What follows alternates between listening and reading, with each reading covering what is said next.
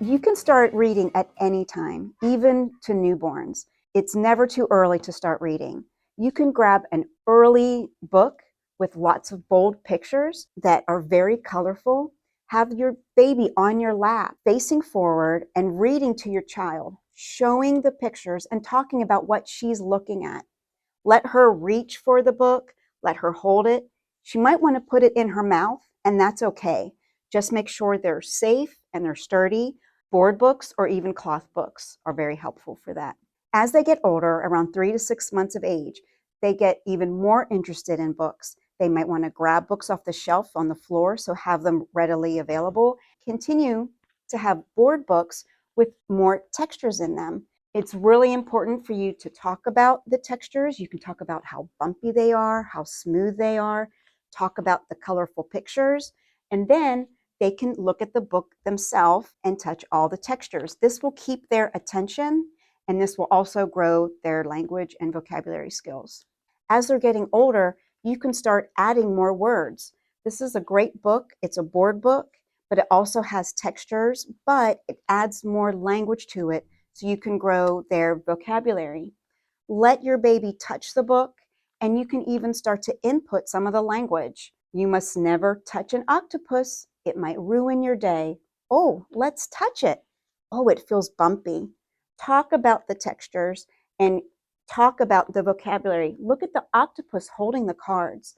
Look at the fish swimming towards the octopus. Let's turn the page. They're going to want to start turning the page, and let them try.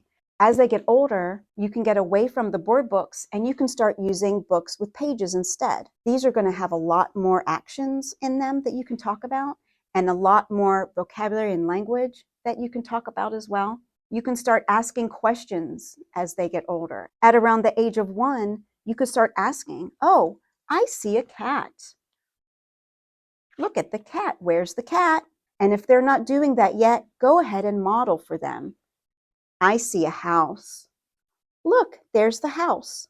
At any age, make sure to use a lot of expressions and a lot of emotions.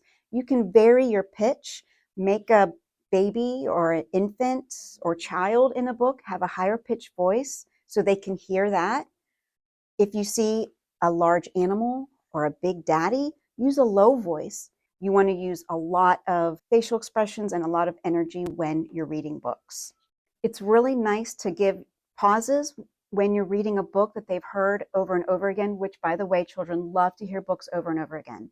Once they've heard a book over and over again, pause so that they could fill in the blank.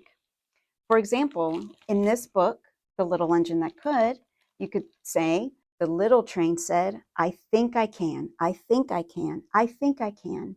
And then pause and let the child also use some of that language as well.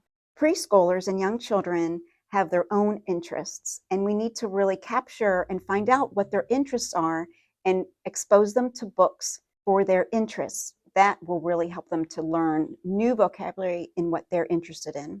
And don't stop reading to your child when they get older and when they start even reading themselves. Always read one step ahead above where they are. Even 5-year-olds who are starting to read need to be read to. These are just some of the strategies that you can use when reading to your child. And keep in mind, the more words they hear before kindergarten, the more success they will have in school.